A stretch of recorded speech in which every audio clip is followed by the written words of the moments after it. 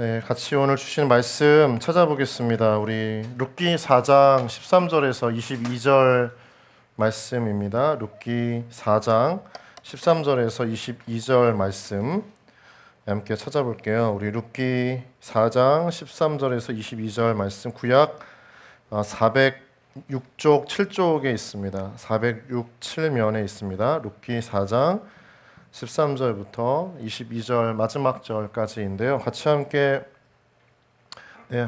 교독했으면 좋겠습니다. 제가 먼저 13절 읽겠습니다. 이에 보아스가 룻을 맞이하여 아내로 삼고 그에게 들어갔더니 여호와께서 그에게 임신하게 하심으로 그가 아들을 낳은지라. 여인들이 나오미에게 이르되 찬송할지로다. 여호와께서 오늘 내게 귀한 모를 자가 없게 하시 아니하셨도다. 이 아이의 이름이 이스라엘 중에 유명하게 되기를 원하노라. 이는 내 생명의 회복자이며 내 노년의 봉양자라. 곧 너를 사랑하며 7 아들보다 귀한 내 며느리가 낳은 자로다 하니라. 나오미가 아기를 받아 품에 품고 그의 양육자가 되니 그의 이웃 여인들이 그에게 이름을 지어주되 나오미에게 아들이 태어났다 하여 그의 이름을 오벳이라 하였는데 그는 다윗의 아버지인 이새의 아버지였더라. 베레스의 계보는 이러하니라. 베레스는 헤스론을 낳고 헤스론은 람을 낳았고 람은 암미나답을 낳았고 암미나답은 나손을 낳았고 나손은 살몬을 낳았고 살몬은 보아스를 낳았고 보아스는 오벳을 낳았고. 같이 읽겠습니다.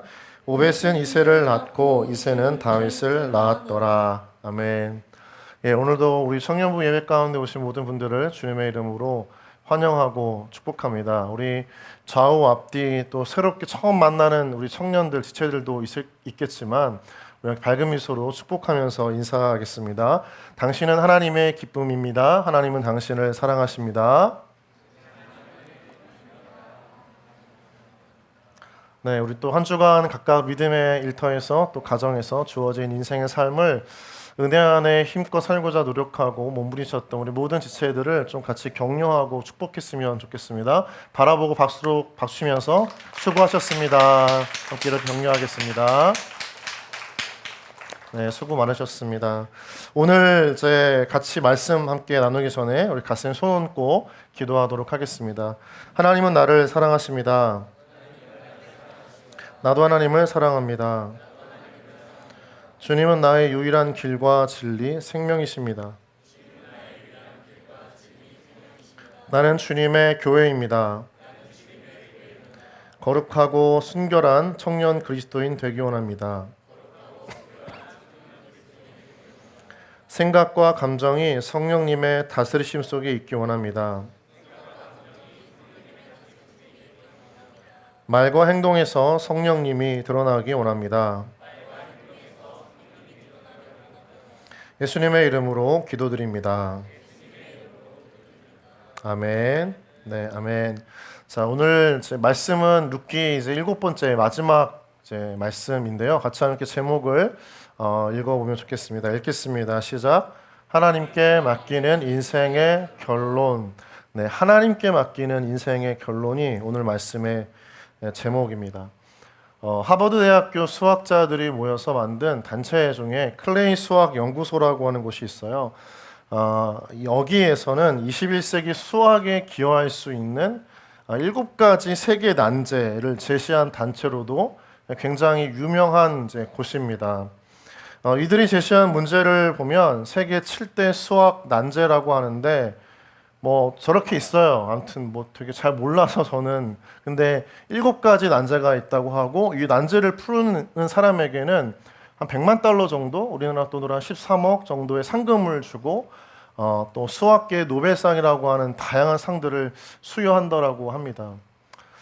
저게 사실은 저는 큰 관심은 없어요. 저는 수포자였거든요. 그래서 저 문제가 얼마나 어려운지 뭐 어떤 문제인지 크게 관심은 없는데 저 문제 하나를 풀기 위해서 제가 인상 깊었던 것은 저 문제 하나를 풀기 위해서 수학 박사 또 교수 전문가 집단이 그의 평생을 바쳐서 풀려고 노력한다는 거죠. 자신의 인생을 다 바쳐서 풀고자 하는 인생의 수학의 한 문제가 있다는 거예요. 그 부분이 참 경이로웠다라는 마음을 들게 합니다. 우리 인생에서도 어려운 수학의 문제만큼 난제만큼 어려운 문제들을 만나게 되죠. 우리가 인생을 살아갈 때는 순탄한 일만 경험하는 건 아닙니다. 많은 문제들이 내 힘으로 감당할 수 없는 문제들, 또 풀 수 없는 인생의 난제들이 있다는 거예요. 우리는 그래서 그 어려움을 만나게 되면서 견디기 어려운 고통도 있고요. 부당해 보이는 삶의 역경들도 있습니다. 또 도저히 내가 이해할 수 없는 고난을 겪기도 한다는 거죠. 여러분, 그래서 여러분의 삶을 한번 되돌아보세요. 되돌아보면 그때 왜 그 일이 일어나는지 그 원인을 알 수 없는 수많은 문제들로 우리의 인생이 빼곡히 가득 차 있다는 것을 발견하게 되죠. 어떤 문제는 시간이 지나면서 자연스럽게 해결되기도 했지만 또 어떤 문제는 방치를 하면서 문제가 골마서 내 삶의 일부가 되어져 버린, 지금도 여전히 내 삶에 문제로 남아있는 것들이 있다는 거죠. 유명한 기독교 정신의학자인 스캇 팩은 이런 말을 했어요. 우리 같이 한번 읽어볼까요? 시작. 어떤 문제는 시간이 가면 저절로 해결될 수 있어도 어떤 문제는 시간이 지나도 해결되지 않는다. 그러니까 우리가 다 풀 수가 없다는 거예요. 그 원인도 알 수 없고 답도 알 수 없는, 내가 그냥 남겨두어야 하는 인생의 난제들이 있다는 거죠. 여러분에게도 지금 아마 그 문제들, 난제들이 남겨져 있을 겁니다. 그런데 우리가 그런 인생의 난제, 문제들을 마주하게 될 때 마음 가운데에서 찾아오는 마음은 낙심한다는 거예요. 신앙적으로 우리가 하나님께 눈물로 기도하면서 고백도 하고 간구도 하지만 또 아우성을 치면서 질문을 던지기는 하지만 내가 왜 이러한 이해할 수 없는 상황에 놓여져 있는지 아무런 대답을 들을 수 없을 때가 참 많다는 거죠. 하나님, 왜 이런 일이 일어나게 만드셨습니까? 막 우리가 하나님 앞에 할 수 있는 대로 막 목소리를 높여서 질문을 던지긴 하지만 하나님의 침묵이 되돌아올 때가 참 많다는 겁니다. 이럴 때 여러분은 어떤 믿음의 태도를 가지고 그 삶을 바라보시나요? 여러분의 인생을 어떤 마음으로 바라보고 있나요? 오늘 함께 나누고 싶은 것은 이유조차 알 수 없었던 인생의 비극과 난제 속에서 좌절하고 체념할 수밖에 없었지만, 그러나 중요한 것은 그 문제, 난제 인생 가운데 결론을 내셨던 하나님을 만난 나오미와 룻이 있습니다. 오늘 나오미와 이 룻기 마지막 장을 다루면서 우리에게도 풀 수 없는 인생의 난제 속에서 하나님이 어떻게 결론으로 이끌어 가시는가를 발견하면 거기에 아주 아름다운 은혜의 결론이 있어요. 그 하나님의 마침표의 은혜, 결론의 은혜를 우리 모두가 내 삶 가운데 발견하고 적용하면서 여러분 삶 가운데 다시 한번 하나님을 바라보는 은혜가 있기를 주님의 이름으로 축복합니다. 룻기 4장이 마지막 장이죠. 그래서 다시 한번 우리가 좀 되돌아보면서 룻기 1장의 시작은 여러분 기억납니까? 룻기 1장은 어떤 모습으로 시작하고 있었죠? 기근과 죽음으로 시작을 해요. 나오미와 룻이 등장하면서 그 두 사람의, 두 여인의 인생 자체의 시작은 고통이었습니다. 고난을 배경으로 하고 있어요. 등장한 지 며칠, 몇 년 되지 않아서, 몇 절 되지 않아서 외톨이가 됩니다. 남편을 잃어버리고 시아버지를 잃어버립니다. 두 아들을 잃어버린 일들이 순식간에 일어나요. 그러니까 추측을 할 때는 그 기간이 한 10년 걸렸을 것이라고 추측을 하는데, 여러분 생각을 해보세요. 사랑했던 가족이 3년에 한 번씩 세상을 떠난다라고 하면 상처가 아물 수가 없는 아픔의 연속이고 고통의 순간들이 계속되는 거겠죠. 그 연이은 죽음에 황망하고 비극을 경험할 때마다 나오미와 룻도 또 우리도 똑같은 질문을 던지는 거예요. 도대체 무엇 때문에 이러한 일이 나에게 일어났는가? 그런데 나오미와 룻은 우리가 경험했던 것처럼 하나님께 끊임없이 질문을 던졌을 겁니다. 그런데 성경에서는 나오미와 룻이 왜 그러한 슬픔과 인생에 풀리지 않는, 이해되지 않는 사건과 상황을 겪었는지에 대한 명확한 답을 하나님은 말씀하지 않으세요. 그럴 때 속이 상하죠.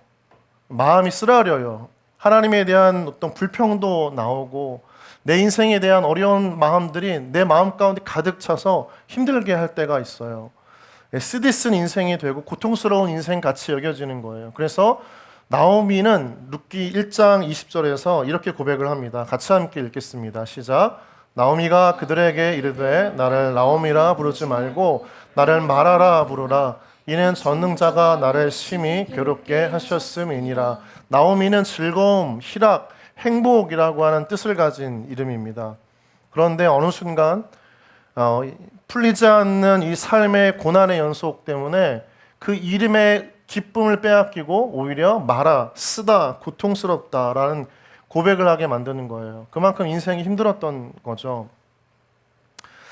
인간은 참 연약합니다. 고통과 고난 속에 담겨져 있는 그 하나님의 뜻을 쉽게 이해할 수가 없어요.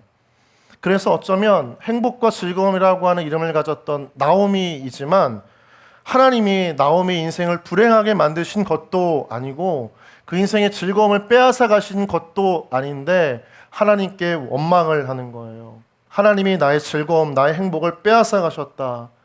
풀리지 않는 인생에 빠져 있다 보니까 하나님이 그렇게 하신 것 같이 보이지는 않지만 그냥 그런 마음을 하나님께 다 돌리고 싶은 거예요. 하나님 탓이라는 거예요.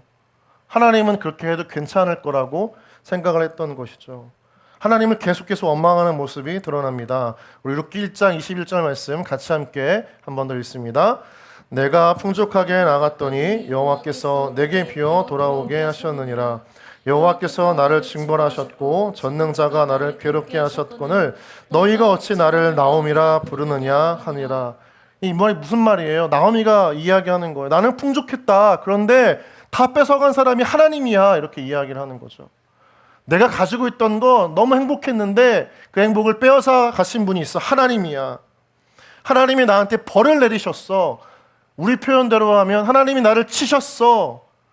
고통스럽게 만드셨어. 그 주인공이 바로 하나님이야. 다 하나님 탓이야.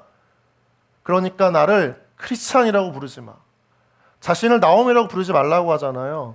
부모가 신앙의 의미를 담아서 지어준 이름을 더 이상 부르지 않기를 원한다는 것은 하나님에 대한 믿음을 잃어버렸다는 것을 의미하기도 합니다. 우리가 인생의 그 어려움에 빠질 때 하나님에 대한 원망을 하면서 내가 기독교인, 크리스찬이라고 하는 그 부정까지 이르게 된다는 거죠. 여러분, 우리가 인생에서 이해할 수 없는 문제에 빠지고 고난의 연속에 빠질 때 감사할 수 있는 사람은 없습니다. 모두가 다 불평하고 원망하고 하나님 앞에 실망함을 감추지 못하는 인간이 있어요. 그게 바로 우리인 거죠. 여러분, 우리의 믿음과 우리의 신앙을 너무 높게 보지 마세요. 여러분의 신앙과 믿음을 너무 높게 보지 마세요. 우리는 항상 어려움에 빠지면 하나님을 원망하고 탓하고 그 모든 제1의 주범으로 하나님을 지목하려고 하는 그런 본성이 있다는 거죠. 그런데 우리가 여기서 한번 질문해야 될 것은 왜 하나님은 이런 인생의 비극과 고난을 나오미와 룻에게 비켜가게 하시지 않는가? 하나님의 백성으로 소속된 이들의 삶에 왜 하나님의 고통을 그냥 내버려 두시는가? 가끔씩 그런 생각을 할 때가 있습니다. 왜 하나님은 이 어려운 삶을 비켜가게 하지 않으시고 그냥 내버려 두셔서 왜 통과하게 만드시는가? 그냥 지나치게 만드시는가? 그런 생각을 너무 강하게 할 때가 있다는 거죠. 왜 날 그냥 내버려 두시는가? 이 질문을 잠깐 한번 내려놓고 조금 더 생각을 달리 해본다면 이 상황과 환경 속에서 우리는 우리 자신이 얼마나 연약한 존재인가를 깨닫게 될 수 있다는 거예요.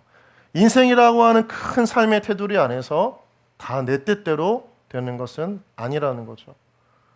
내 안에 인간이 가지고 있는 연약함, 내가 주인이 되어 살고 싶어 했던 마음이 있지만 내가 소망하는 것들이 있었지만 내가 빼앗기고 싶지 않았던 것들이 있었지만 내가 붙잡을 수 없는 것이구나를 깨닫게 되는 순간이 또 바로 이런 인생의 난제 속에서 경험케 되어지는 거죠. 그때 중요한 게 있어요. 뭐냐면 내 안에 내가 잘못 살았다는 삶을 깨닫게 되어질 때 하나님께 돌아가는 거예요.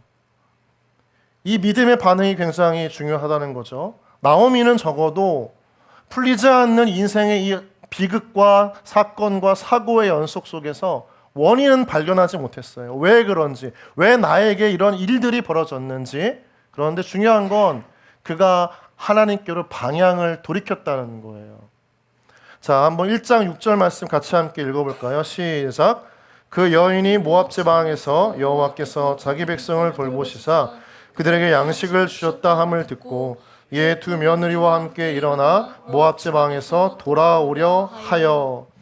아직 해결되지 않은 문제가 많습니다. 원인을 알 수가 없어요. 속 시원한 대답을 못 들었던 거예요. 그런데도 오늘 나오미와 룻은 돌아오려고 합니다. 무언가 잘못됐다는 것을 깨닫고 내가 풀 수 없는 인생의 문제 앞에서 어쩌면 신비라고 하는 영역 속에 그냥 내버려 둘 수밖에 없는 인생의 그 문제를 내가 할 수 없구나라고 하는 걸 깨닫고 하나님께 맡기기 시작했다는 표현, 돌아오려 하여라고 하는 거죠. 하나님께 희망이 있다는 것을 고백하는 하나의 표현입니다. 그러면서 아마 이런 마음이 들었을 거예요. 하나님, 왜 일어난 일이 벌어졌는지는 알 수가 없지만 그 상처와 그 아픔과 그 고통을 치유하실 수 있는 분은 하나님 한 분뿐입니다. 하나님께 다시 돌아가고 싶어요. 그 마음을 고백했던 거죠. 퇴근 후에 그 지치고 피곤한 몸을 이끌고 우리 1층에 살리는 홀 있죠? 24시간 이제 기도하는 장소잖아요. 거기에 와서 기도하고 있는 청년들을 보면 이제 그런 마음이 아닐까 생각이 돼요. 여기 2층 위에 3층도 보면 중보기도실이 각각 개인 기도실이 있잖아요. 거기 와서 밤새 기도하고 있는 청년들이 많지는 않은데 가끔 그런 청년들을 보면 그런 마음이지 않을까. 원인은 모르고 답답하지만 내가 그냥 하나님께 다시 하나님 앞에 서야겠다. 그 마음으로 기도실의 문을 두드리고 무릎을 꿇고 두 손을 모아서 하나님 앞에 엎드려져 있는 것은 아닌가. 그때 그런 마음을 참 들면서 하나님 저 청년에게 하나님의 회복을 주십시오. 이렇게 기도를 하고 돌아설 때가 종종 있습니다. 여러분, 우리 가운데 기억해야 될 것이 있다면 하나님은 나오미와 룻을 그냥 그 상처와 아픔과 과거의 어려움에 내버려 두지 않으신다는 것입니다. 믿으십니까? 왜냐하면 오늘 4장은요, 상처와 아픔, 죽음과 기근으로 얼룩졌던 나오미와 룻의 인생을 완전히 뒤바꾸시고 최종적으로 그 인생을 향한 결론이 무엇인지를 보여주시는 하나님의 은혜가 담겨져 있는 것이 4장이기 때문인 거예요. 텅 빈 인생으로 주님께 돌아왔지만 구체적으로 하나님께서 나오미와 룻의 인생을 바꿔가시는 회복의 종결점 바로 4장인데 그 결정판의 모습 함께 볼까요? 4장 13절부터 15절 말씀입니다. 같이 함께 읽겠습니다. 시작. 이에 보아스가 룻을 맞이하여 그 아내를 삼고 그에게 들어갔더니 여호와께서 그에게 임신하게 하심으로 그가 아들을 낳은지라 여인들이 나오미에게 이르되 찬송할지로다 여호와께서 오늘 내게 기업물을 짜가 없게 하지 아니하셨도다. 이 아이의 이름이 이스라엘 중에 유명하게 되기를 원하노라. 이는 내 생명의 회복자이며 내 노년의 봉양자라. 곧 너를 사랑하며 7 아들보다 귀한 내 며느리가 낳은 자로다 하니라. 아멘. 텅 빈 인생, 상처와 아픔과 고통으로 얼룩져서 어렵게 베들레헴 자신의 고향으로 돌아왔던 나오미와 룻에게 하나님은 보아스를 만나게 하시고 보아스와 룻을 결혼하게 하신 이후에 그것으로 끝나지 않고요. 그 가정에 놀라운 복을 여시는 그 첫 신호탄 아이를 주세요. 룻기에서 나오미의 가문에서 한 생명이 태어났다는 것은 굉장한 기적입니다. 대가 끊겼어요. 더 이상 기대할 수 없는 생명의 탄생이 이 4장 룻의 가문에서 다시 이루어졌다는 겁니다. 여러분, 여기 나오는 이 아들은요, 하나님께서 내리시는 특별한 축복이에요. 그 하나의 상징적인 사건으로 아이를 낳게 하셨다는 거죠. 난임, 불임으로 생명을 기대할 수 없는 그 부부에게 하나님께서 어느 날 아이를 주셨다는 것은 인생에서 도저히 경험할 수 없는, 상상할 수 없는 놀라운 선물을 받은 것과 같은 거예요. 하나님의 복이죠. 하나님의 은혜입니다. 마치 태의 문을 여셔서 한나에게 아들 사무엘을 주셨던 것처럼 잊을 수가 없는 축복이 이 가문에게 지금 쏟아지고 있는 거예요. 하나님은 닫힌 자의 문을 여시는 하나님, 닫힌 태의 문을 여시는 하나님, 다른 말로 하면 끝났고 죽었다라고 생각했던 그 인생에서 하나님께서 생명의 역사를 일으키시는 것, 그 놀라운 은혜가 여러분 우리 가운데에도 있을 줄 믿습니다. 생명이 탄생되어지는 겁니다. 이것만으로 중요한 의미가 더 있다는 거예요. 무엇이냐면 끊겼던 가문이 이어진다는 겁니다. 한 아들을 얻은 것이 아니라 손자를 얻은 것으로 끝나지 않고 이 가문의 신앙이 흐를 수 있다는 거예요. 하나님께서 끊임없이 역사하시는 통로를 만드셨다는 겁니다. 다른 말로 하면 나오미와 룻에게 이 두 사람에 대한 인생에 대한 소망만이 아니라 더 큰 덩어리로 그 공동체에 대한 소망을 하나님이 룻과 나오미에게 주셨다는 거예요. 여러분, 하나님께서는 여러분의 가정과 일터, 여러분이 속한 모든 공동체 안에서 다시 한번 소망과 새로운 삶을 허락하시는 하나님이신 줄 믿으시기 바랍니다. 여러분, 가정에 소망이 없다고 착각하지 마세요. 판단하지 마세요. 여러분, 직장에 소망이 없다고 여러분 단정 짓지 마십시오. 하나님은 새로운 소망을 불어넣으시는 분이심을 믿습니다. 다친 것들을 열어가시는 하나님이신 줄 믿습니다. 자영업자들, 또 여러분이 운영하고 있는 그 회사 가운데 다 끝났다, 망했다라고 생각하지 마십시오. 하나님은 다시 열어가시는 하나님이신 줄 믿습니다. 다시 흥왕케 하시고 다시 복을 주시는 하나님이심을 믿을 때 여러분, 우리는 다시 한번 일어설 수 있는 힘을 얻게 되는 거예요. 여러분 인생 가운데 스스로 단정짓는 사람들이 있죠. 아직도 젊은데, 겨우 20대인데 30대인데 결혼도 하지 않았는데 난 결혼 못할 거야 라고 하는 그런 단정, 끝났다라고 하는 그 인생, 더 이상 회복될 수 없는 아픔 가운데에서 치유될 수 없어, 내 인생을 그냥 이렇게 내버려둬라고 말하기도 하는 사람, 여러분 하나님을 보십시오. 하나님은 우리의 삶을 회복시키시는 하나님이십니다. 하나님은 우리 가운데 새롭게 일으키시기를 원하시는 하나님이세요. 믿는 자는 그 은혜가 있는 거예요. 여러분 정말 믿음을 가졌다라고 한다면 내일을 기대하는 그 은혜가 어디에서 오는 겁니까? 여러분이 가지고 온 계획이 아니에요. 하나님께서 여러분을 향한 계획이에요. 여러분을 향한 하나님의 마음을 가질 때 내일의 삶에, 내 삶에 대한 소망을 얻게 되는 줄 믿습니다. 하나님께 소망을 주세요. 여러분, 그래서 우리가 답이 없는 인생 가운데 흔히 이런 표현들을 하잖아요. 우리가 막 편지를 써요. 뭔가 막 써내려 갑니다. 그러다가 막히면 여러분 우리가 어떻게 하죠? 점점점점 이렇게 쓰잖아요. 우리의 인생 가운데 풀릴 수 없는 문제 때문에, 여러분의 지금 상황 때문에 내 인생에 써내려가는 편지가 막히고 멈추고 점점점점 더 이상 할 말이 없다라고 하면 여러분 그 펜을 내려놓으시고 여러분의 인생을 하나님께 맡기는 은혜가 있기를 축복합니다. 왜냐하면 하나님은 여러분의 점과 같은 그 인생을 이어서 선으로 만드시는 하나님이시기 때문임을 믿습니다. 선으로 만드시는 하나님, 선과 선이 이어지면 공간이 되어 하나님께 일하시는 삶의 영역이 되는 겁니다. 여러분의 인생의 펜을 여러분 잡지 마시고 멈춰 있다면, 점점점 더 이상 할 말이 없다면, 쓸 내용이 없다면, 채울 것이 없다면 하나님께 펜을 맡기는 여러분 인생 되어지기를 주님의 이름으로 축복합니다. 룻기 1장을 다시 보면 죽음과 기근이 가져다주는 암울함과 슬픈 배경이었어요. 찌들은 인생이었습니다. 그런데 생각을 해보면 4장으로 오면서 생명이 주는 탄생과 기쁨, 환희로 가득해요. 여러분, 그 1장을 보면요, 죽고가 나와요. 그렇죠? 기억납니까? 아무 생각이 없어요. 1장을 보면 죽고만 나와요. 그런데 오늘 이 말씀을 잘 보세요. 우리가 읽은 이 4장의 18절부터 22절을 보면 어떤 단어가, 동사가 눈에 띄죠? 자, 따라해 볼까요? 낳고. 안 따라할 거야? 낳고. 계속해서 하나님께 생명을 탄생시키는 역사가 있는 거예요. 소멸이 아니에요. 생명이에요. 기쁨이에요. 무언가 설명할 수가 없는 벅찬 그 환희가 이 가문 가운데 부어지는 거예요. 그 역전의 인생을 만들어 가셨던 것은 누구입니까? 하나님이라는 거예요.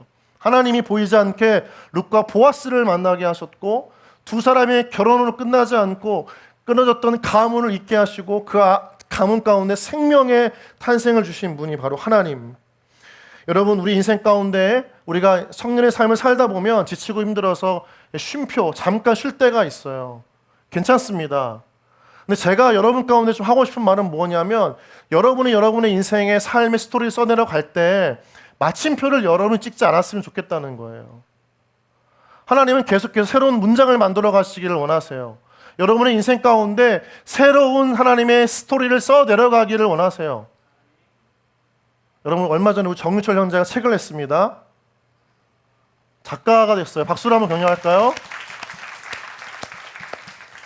만나는 사람마다 계속 책을 사라고 지금 강요를 하고 있는데, 슈팅 라이크 소니 네이버 검색하면 나와요. 그렇죠? 꼭 구매해 주셔서 댓글도 달고 리뷰도 달아주길 바래요. 별점 5점을 꼭 요청하더라고요. 그래서 읽어보고 한다고 했습니다. 자, 여러분, 우리 삶 가운데 하나님은 우리 인생 가운데 쉼표가 있을지라도 하나님께서는 하나님의 스토리를 우리 인생을 통해서 써내려가길 원하시는 분임을 믿습니다. 나오미와 룻은 1장에서만 보면 끝났다고 생각했어요. 그런데 4장까지 와보니까 하나님께 이끌려서 베들레헴에 돌아오고 하나님께 이끌려서 보아스를 만나고 그와 결혼을 하고 하나님께서 이끌어가시는 우연 같은 필연의 만남을 이어가다 보니까 어떻게 됐어요?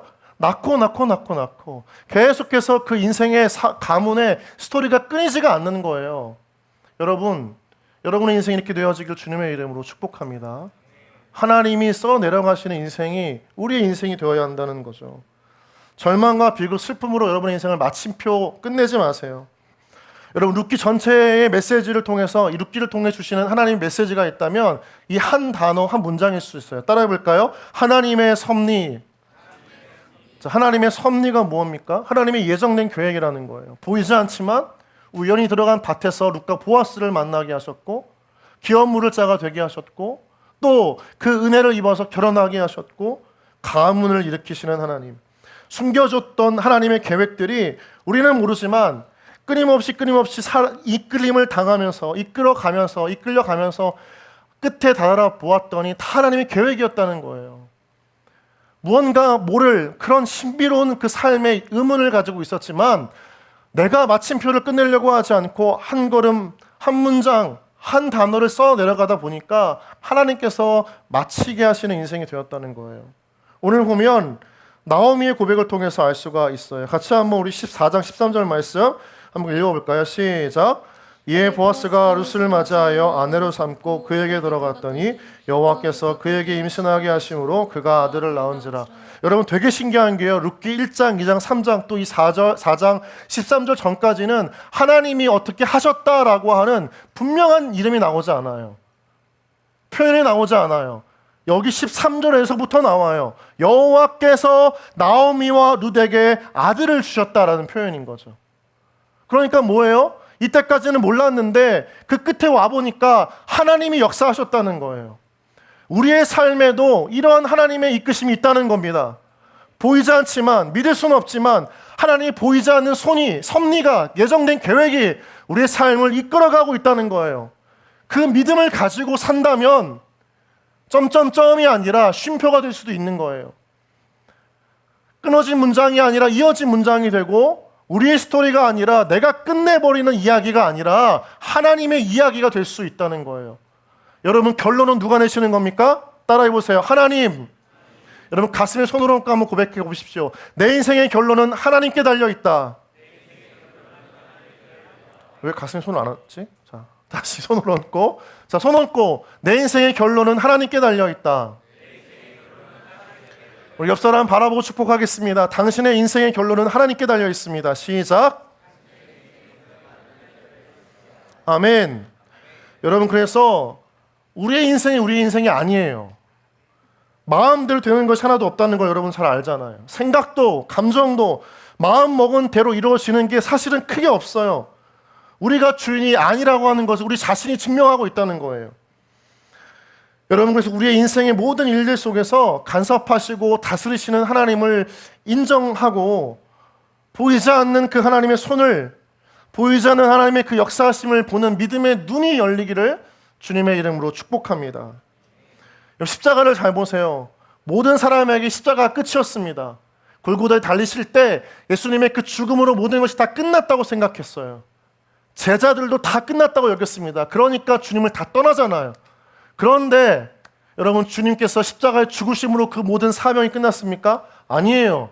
죽음을 깨뜨리시고 무덤을 나오셔서 부활하시기까지 하나님의 역사가 이루어졌다는 거예요. 우리의 인생에 봤을 때 끝났다라고 여겨지는 게 아니라 우리 안에 하나님 믿음을 주신 이유는 끝날 때 끝난 것이 아니고 하나님께서 끝까지 가게 하신다. 그 삶을 보라고, 경험하라고 우리 가운데 믿음을 주신 줄 믿습니다. 여러분, 소망을 가지세요. 하나님께 기대하세요.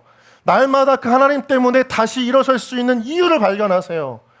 하나님 우리 삶 가운데 매일매일 연속된 삶을 주신 이유는 자포자기하라고, 너 무너지라고, 다 끝내버린 그 인생 그냥 결정하고 판단해서 포기하라고 그냥 하루하루 주신 게 아니에요. 너 절망해, 너 낙심해, 너 그냥 그렇게 살아, 무기력해져라고 우리 삶 가운데 매일매일 벽 같은 하루하루를 주신 게 아니에요. 다시 소망하라고 주신 줄 믿습니다. 다시 기대하라고 다른 날을 주신 줄 믿습니다. 오늘 우리가 잠들 때에 낙심하고 절망으로 잠들 수도 있어요. 끝났다고 여기고 어려운 마음으로, 불편한 마음으로, 혼란스러운 감정으로 잠자리에 들 수도 있어요. 여러분, 그런데 하나님께서 우리 가운데 새 날을 주신 것은 다시 기대하라고, 다시 꿈을 꾸라고, 다시 소망하라고 우리에게 또 다른 새 날을 주신 줄 믿습니다. 청년이면 적어도 그런 믿음이 있어야죠. 청년의 삶을 살면 적어도 그런 소망이 가지고 살아야죠. 다 늙은 노인처럼 왜 이렇게 믿음이 연약해지고 위축되고 날마다 반복되는 거예요? 여러분, 소망하시길 주님의 이름으로 축복합니다. 여러분, 나이가 들어도 이 믿음을 가진 분들이 있어요. 그런 권사님, 장로님이 있어요. 그분이 청년입니다. 영적 청년이에요. 살아있는 거예요. 하나님에 대한 소망을 포기하지 않는 거예요.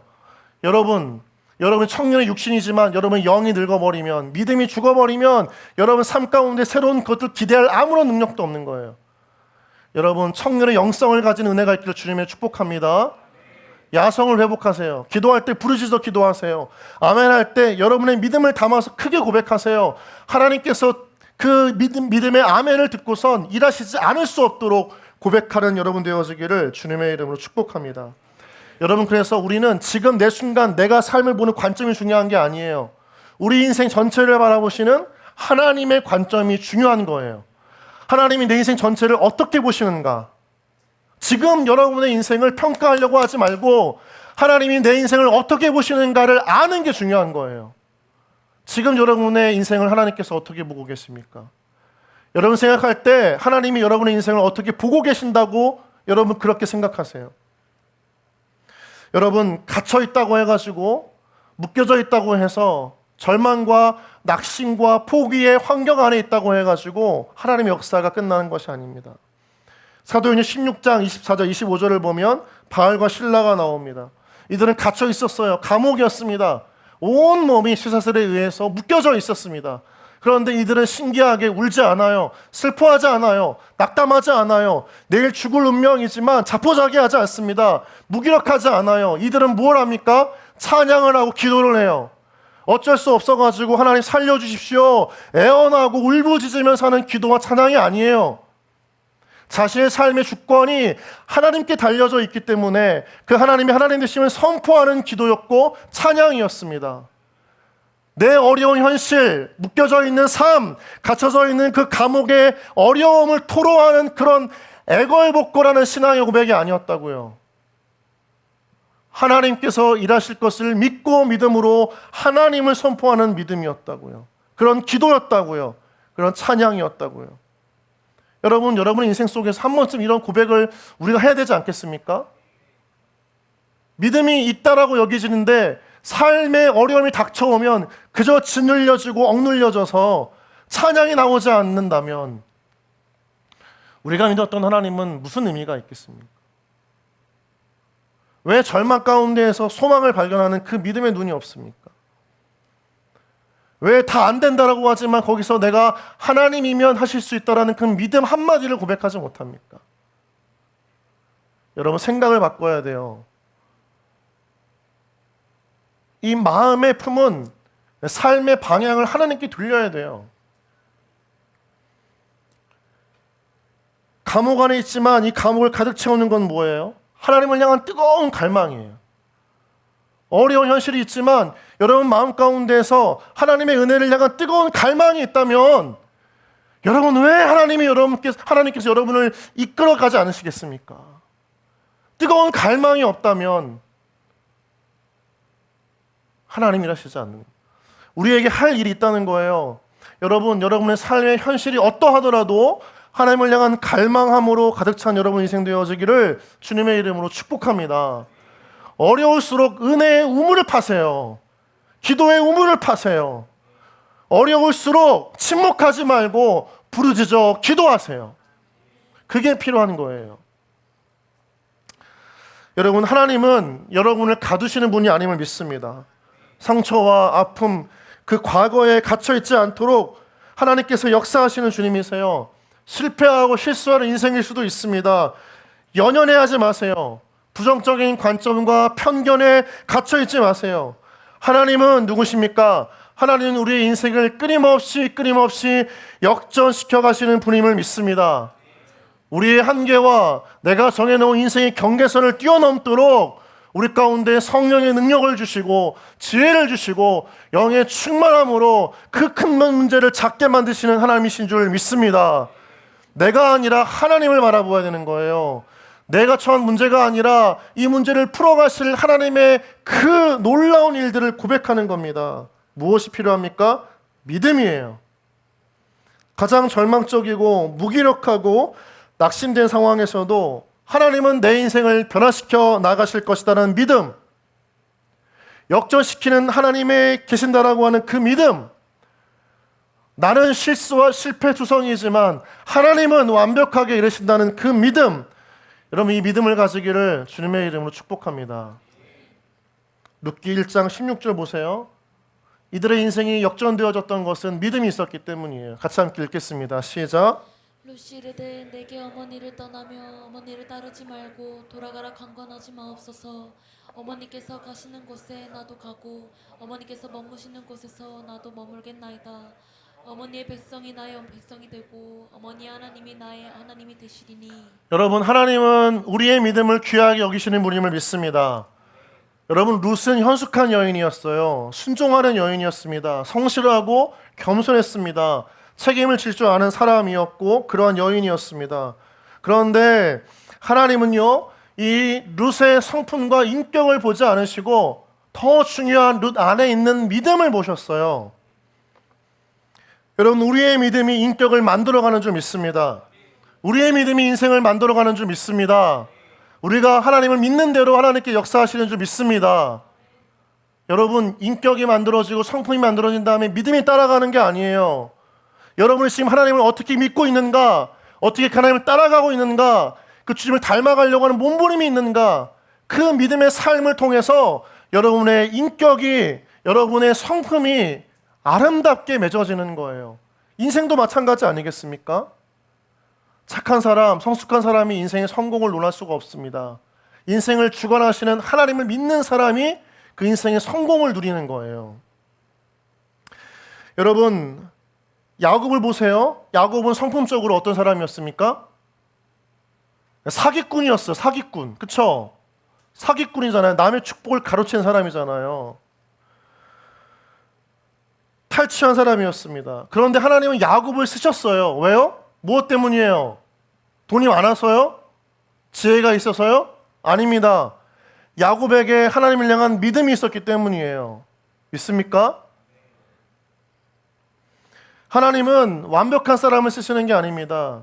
인격과 삶이 부족해도 하나님을 전적으로 의지할 줄 아는 사람, 몸부림치는 사람을 하나님은 변화시켜서 쓰세요. 완성품을 하나님께서 갖다 쓰시는 인생이 아니라 부족하지만, 모자라지만, 지혜가 없지만, 돈이 없고 경제적으로 빛의 허덕이지만 하나님은 그 사람을 갖다가 바꿔가시는 기쁨을 누리시는 분이세요. 여러분, 그래서 하나님에 대한 믿음이 없으면 인격과 삶이 무너지는 자리에서 버틸 수가 없는 겁니다. 인격과 삶을 온전하게 만들어가는 것은 하나님이고, 그 하나님을 믿을 때 우리의 삶이 송두리째 변화되어지는 줄 믿습니다. 여러분, 나오미가 룻은 참 힘들었을 거예요. 왜요? 인생의 한계를 마주했잖아요.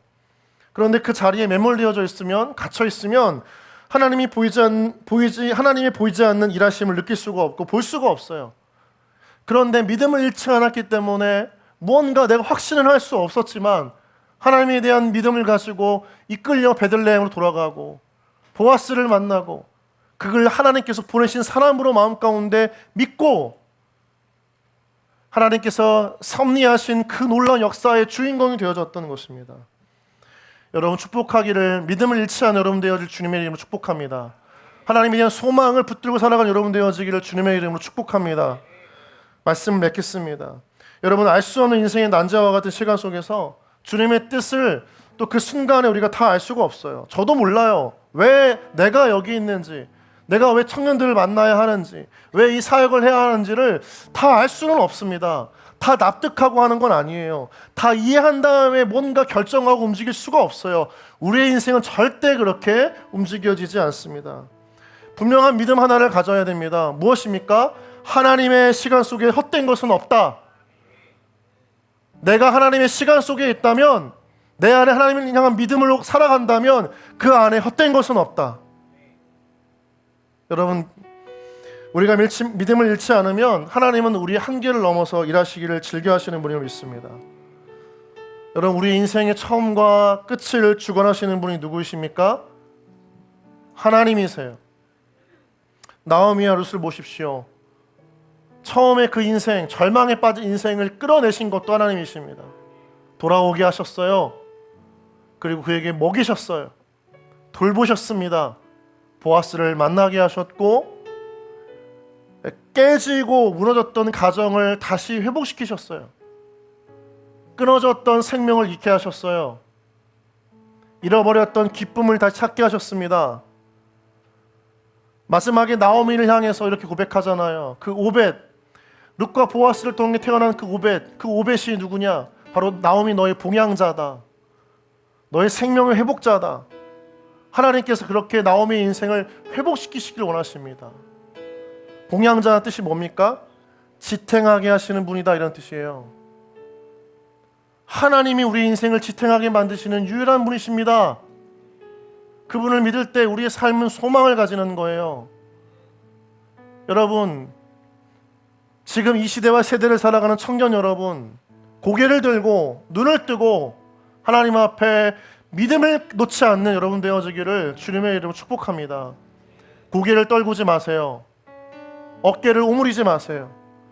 여러분에게 필요한 건 믿음의 자부심이에요. 믿음의 당당함이에요. 하나님이 하실 수 있다. 그걸 가지고 삶을 부딪힐 때 하나님이 매일매일 역전시켜 가시는 것을 경험하는 거예요. 여러분, 눈을 크게 뜨십시오. 얼굴을 드십시오. 고개를 들고 하나님이 내 삶 가운데 하실 일을 기대하십시오. 죽어있는 마음이 아니라 날마다 하나님에 대한 소망으로 싹 튀어나가는 그 믿음의 성령의 역사가 여러분 가운데 임할 줄 믿습니다. 하나님은 그렇게 일하시기를 즐겨하시는 분이세요. 여러분, 인생을 주님께 맡길 여러분 되어지길 주님의 이름으로 축복합니다. 지금 오늘의 내 삶은 물음표일 수 있어요. 점점점점으로 끝나는 마침표가 없는 인생일 수 있습니다. 그런데 내가 끝내지 않고 하나님께 맡기면 하나님께서 적어도 그 인생에 마침표를 찍으신다는 거예요. 마침표가 아니면 느낌표라도 찍으신다는 겁니다. 여러분, 우리 인생 가운데 그 은혜가 있어야 된다는 거죠. 인생을 주님께 맡기면 되는 겁니다. 이해되지 않는 내 삶의 문제를 내가 풀려고, 내가 껴안으려고, 내가 담아내려고 여러분 노력하지 마십시오. 매일매일 하나님을 신뢰하고 한 걸음 걸어가다 보면 그 어느 순간 결론에 다다를 때 하나님께서 느낌표의 인생으로 보여주시는 거예요. 여호와께서 그 아들을 낳게 하셨다. 다른 말로 하면 하나님께서 우리의 인생을 새롭게 하셨다. 여러분, 그 은혜를 위해서 오늘도 내일도 주어진 믿음의 삶을 하나님과 함께 하루하루 걸어가는 여러분 되어지기를 주님의 이름으로 축복합니다.